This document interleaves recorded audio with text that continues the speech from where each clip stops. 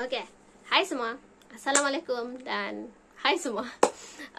Hari ini saya akan terangkan macam mana kita mau mengatasi kita punya rasa procrastinate, rasa mau bertangguh kerja.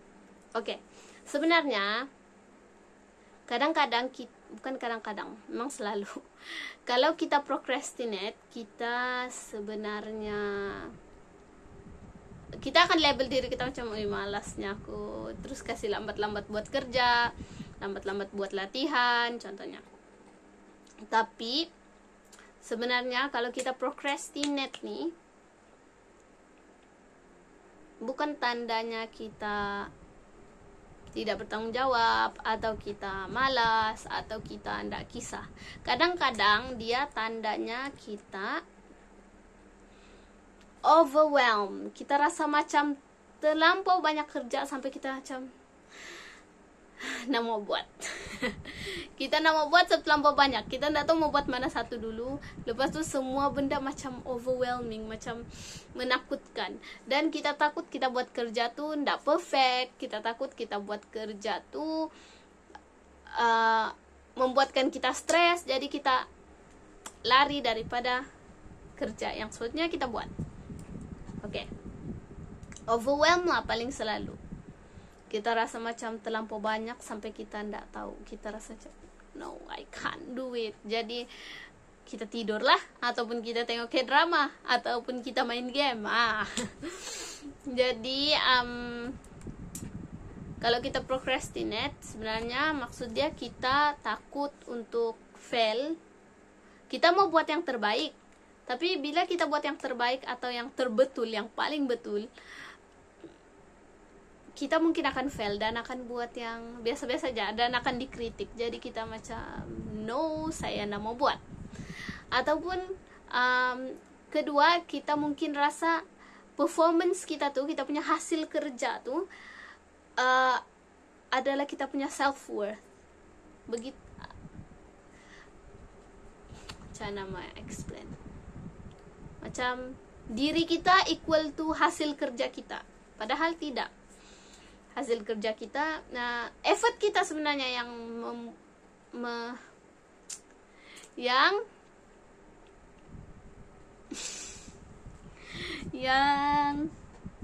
effort kita yang menunjukkan macam mana kita sebenarnya, bukannya kita punya hasil kerja. Sebab hasil kerja nih dia relatif, bah. Boleh jadi dia berjaya, boleh jadi dia tidak berjaya begitu.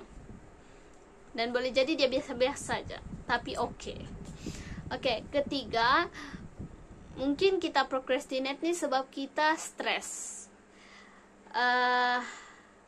Trigger dia adalah stres, sebab terlampau banyak, ataupun kita tidak tahu buat, ataupun yang penting yang buat kita stres lah, atau kita rasa macam takut, macam kita fikir, sebenarnya kita fikir kerja kita fikir, tapi kita fikir aja lah.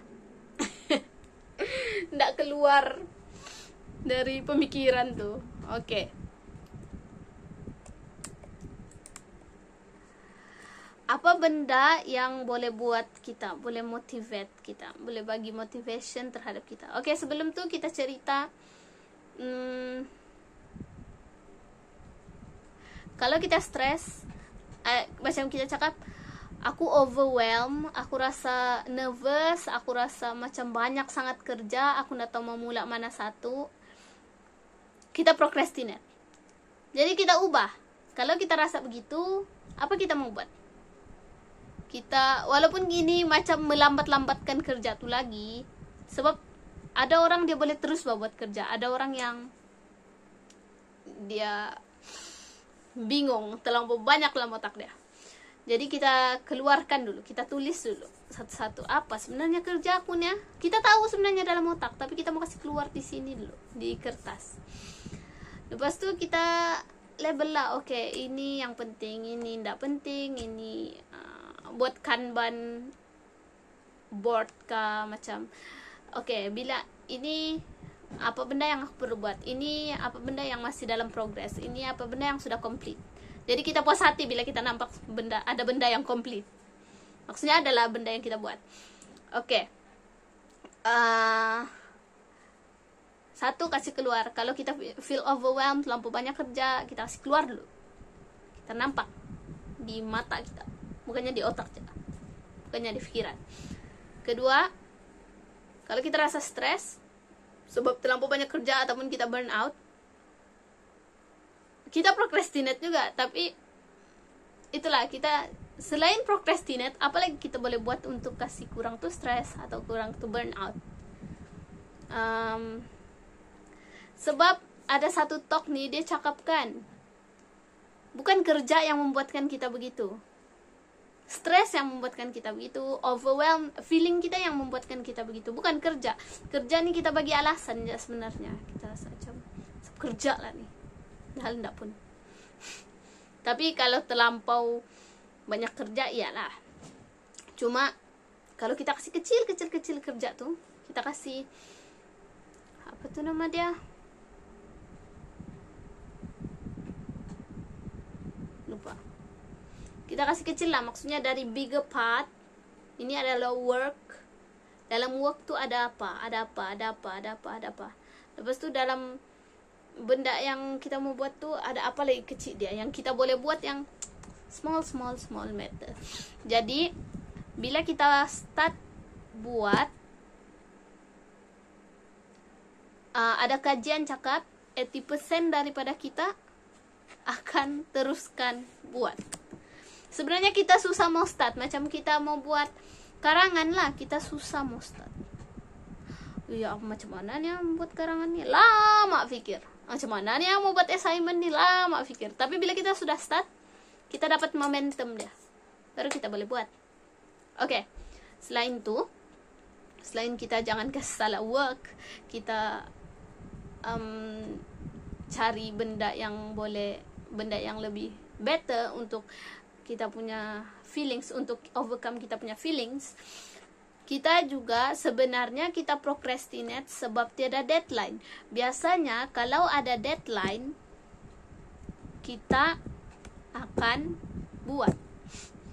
Biasanya kalau ada deadline macam mesti begini. Kalau ndak dapat markah, kita buat.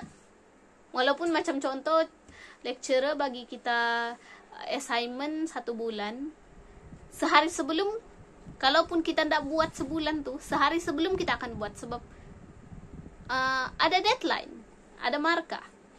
Tapi sekarang sudahlah pandemik, ndak kena bagi tahu lagi bila sekolah adalah, tapi macam ndak spesifik sangat. Tambahlah kita, ndak kisahlah guru-guru kah, murid-murid kah, tambahlah kita macam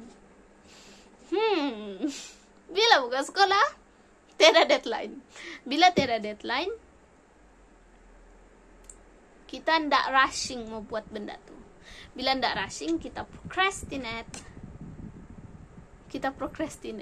Akhirnya kita overwhelmed dan kita stres dan kita rasa macam ndak gunanya aku nih. Begitu. Jadi bila benda ni berlaku, kita kena cari cara untuk, kita kena buat deadline kita sendiri. Aku mau buat ini sampai sini contohnya. Tapi contoh, kalau kita ndak dapat pun capai complete tu benda, dia at least mesti in progress. Don't beat yourself up, tapi do your work. Yang penting dia bila dia in progress kan, bila kita sudah start dia in progress, kita tahu apa mau buat. Oke, kita teruskan lagi dengan ada 3 neurotransmitter yang akan influence kita punya minda. Neurotransmitter, ada 3 hormon. Dopamine, dia responsible untuk motivate kita, bagi motivasi kepada kita, ataupun bagi kita, ya, bagi kita high. Bukanlah high yang macam, bagi kita happy, yang macam kita rasa macam wah, bagi tingkat kita punya, bukan bagi motivasi lah sama kita. Serotonin yang responsible untuk kita punya mood, kasih tingkat mood kita. Oksitosin yang responsible dengan untuk kita punya love and connection. Kita kan manusia, kita perlu love and connection. Oke. Dopamin, contoh aktiviti dopamin ialah social media. Social media, telepon, kopi sebab ada caffeine, TV, junk food, purchasing ni shopping online, begitulah. Jadi dopamine activity ni, kebanyakan kita dalam pandemik ni kita lebih kepada dopamine activity yang meningkatkan dopamin, terus kita rasa macam bestnya. Tapi bila benda tu tidak searah dengan kita, contohnya kita purchase, kita membeli sekali duit kita sikit, tidak cukup sampai ujung bulan, kita stres. Dia kalau terlebih dia boleh ada downside dia lah, ada kekurangan dia. Social media, kita happy di social media, tiba-tiba social media down, Instagram, Facebook, WhatsApp down, kita pun macam anxious, refresh. Padahal masa tu masa tidur. Oke. Contoh lah dopamine activity.